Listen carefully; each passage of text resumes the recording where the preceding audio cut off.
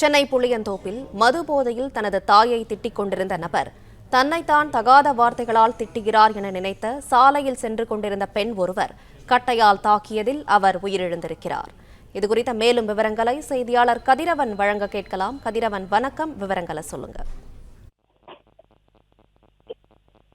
மது போதையில தாயை தகாத வார்த்தைகள் பேசி சண்டையிட்ட மகனிடம் அந்த வழியாக சென்ற பெண் தன்னை தான் திட்டுவதாக நினைத்து போதை ஆசாமியை கீழே தள்ளி கட்டையால் தாக்கியதுல காயமடைந்த வாலிபர் சிகிச்சையில் இருந்த நிலையில சிகிச்சை பலனின்றி உயிரிழந்திருக்கிறார். அந்த பெண் தாக்கியதால் உயிரிழந்தாரா என்பது பிரேத பரிசோதனை அறிக்கைக்கு பிறகு தெரியவரும் என்றும், தற்போது சந்தேக மரணம் என்ற அடிப்படையில வழக்கு பதிவு செய்து விசாரணை மேற்கொண்டு வருவதாக காவல்துறை தெரிவித்திருக்கிறது. இந்த நிலையில மகனை கட்டையால் அடித்து கொலை செய்த பெண்ணை கைது செய்ய கோரி நேற்று உறவினர்கள் காவல் நிலையத்தை முற்றுகையிட்டு ஆர்ப்பாட்டம் செய்த சம்பவம் பரபரப்பை ஏற்படுத்தியிருக்கிறது. புளியந்தோப்பு KP பார்க் தமிழ்நாடு நகர்ப்புற வாழ்ந்த மேம்பாட்டு வாரிய குடியிருப்பில் வைத்திருக்கக்கூடிய மூதாட்டி குப்பு என்கிற 65 வயது.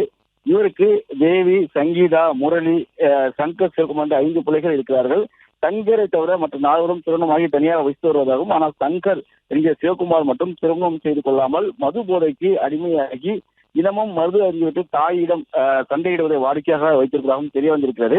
கடந்த 29ஆம் தேதி இதே போல அவர் மது போதையில தனது தாயை திட்டிக் கொண்டிருந்த போது அந்த வழியாக வந்த காவியா என்ற பெண் சங்கர் தன்னை தான் தகாத வார்த்தையை திட்டமாக நினைத்து அவரிடம் சென்று சண்டையிட்டிருக்கிறார்.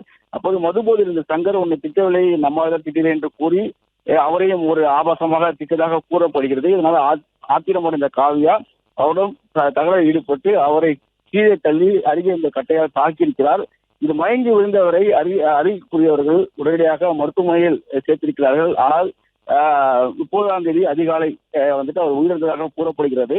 தொடர்ச்சியாக போலீசார் சந்தேக மரணம் என்று கூறி வழக்கு பதிவு செய்து விசாரணை மேற்கொண்டு பிரேத பரிசோதனை அறிக்கைக்கு பின்பாக இந்த வழக்கு பிரிவுகள் மாற்றப்படும் என்று உறவினர்கள் தெரிவித்திருக்கிறார்கள். ஆனால் அவர் உடனடியாக அந்த பெண்ணை கைது செய்ய வேண்டும் என்றும் அவருக்கு சிகிச்சைக்கு தேவையான பணத்தை தர வேண்டும் என்றும் சுட்டிக்காட்டி காவல் நிலையத்தை முற்றுகையிட்டிருக்கிறார்கள். போலீசார் அவர்களை சமாதானப்படுத்தி உடனடியாக நடவடிக்கை எடுப்பதாகவும் தெரிவித்திருக்கிறார்கள். பிரேத பரிசோதனைக்கு பிறகு கொலை அந்த மரணத்துக்கான காரணம் தெரிய வரும், அதன் பிறகு நடவடிக்கை எடுப்போம் என்று கூறி சமாதானப்படுத்தி அனுப்பி வைத்ததாக கூறப்படுகிறது. இந்த நிலையில் தான் அவர்கள் முற்றுகையிட்ட தொடர்பான விசாரணைகளை உயரதிகாரிகள் மேற்கொண்டு வருகிறார்கள். விவரங்களுக்கு நன்றி கதிரவன். பிளே ஸ்டோர் மற்றும் ஆப் ஸ்டோரில் இருந்து பாலிமர் செயலியை QR கோடு மூலம் பதிவிறக்கம் செய்யுங்கள். செய்திகளை உடனுக்குடன் பெறுங்கள்.